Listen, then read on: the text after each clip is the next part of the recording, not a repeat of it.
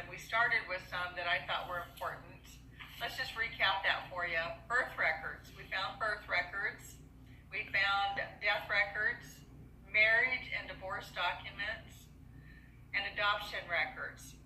I wanted to spend a few videos working on the different records you might or might not come across in your search for your family.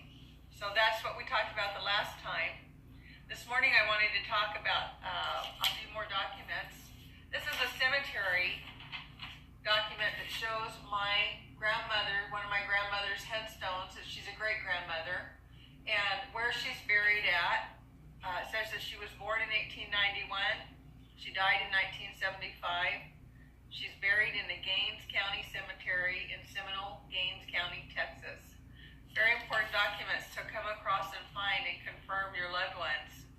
I also have come across telephone directories from the past with just a little short listing for a telephone number back in the day when they still dialed and we did all that.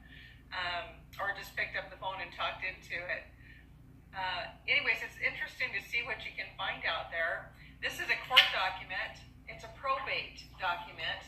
It's where my grandmother, the same great-grandmother that I found the cemetery record on, she had gone to court when my great-grandfather had walked out of the, or excuse me, my grandfather had walked out of the house.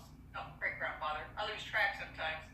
Walked out of the house and was never seen again as far as anybody knows. So my great-grandmother had to go to court to declare him legally dead, and this is that document. I was so surprised to come across it, but it was there. You're going to find civil records out there, as well as Bibles and books. Check things, because you'll find family members in them. I'll try and show you one of the books I've come across recently that my aunt showed to me that shows my grandfather, my aunt, she would be my great aunt, and I think a great uncle, or actually my grandpa in there working in a store. Just wonderful pieces of history, and in the same area as my grandmother was at the time these kids met and had made my mom. Just amazing things that you come across in documents. So keep looking for your loved ones in documents, and if you have questions and things, please let me know. I'd love to try and help you. Don't know everything, but I'll definitely give it a whirl and see what I can find out for you. Today I wanted to talk about this painting. I'm getting ready to hopefully be in a part of a powwow, selling my earrings that I make and my paintings if somebody would like them, but part of it I wanted to have was history. This is a pot in an open air kiln, so they'll build up wood, they'll suck up the moisture out of the earth for a little day or two with fire and try and make it nice and dry. And then they'll create their pots out of clay, and they'll put the pot into the fire, and they'll build it, and not really directly into it, they'll push the fire up around it to create that heat. The pot will change colors, and things will change on it. So I'm hoping that that's coming across in the image, that the fire is hot. And I was going to just show you, I don't have all the answers to painting. I just enjoy trying it. But one of the things I start to do is, as you can tell, as I build my colors, but I remember here there's a very bright white little flame popping up out of here. So I'm just going to take a sponge and start it up like this and create the illusion of this fire coming up and continuing on up the side here of this. And then I'm going to take a little bit of orange that I have, because I remember that this fire has a little bit of orange to it, and just start building some orange around it too, to create the illusion of more fire. And maybe my fire has some embers in it. So I'm going to build right around here in the bottom just some little hot spots along the way too that will be full of different color and the illusion of ashes and flame building up in there. So I try to enjoy what I do, and I hope it comes across to you that there's no big mistakes here.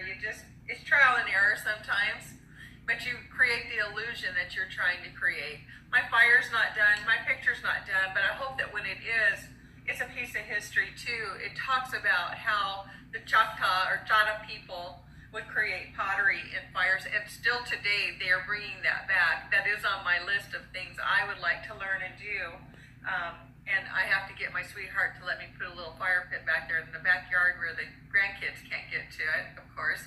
But what a great family activity to let them make a pot and be able to put that into a fire in the yard, much like my ancestors would have done. And because my sweetheart in our family is Chicano or Mexican and European, so Mexican is European and native blood, those people do the same kinds of things when they build pots.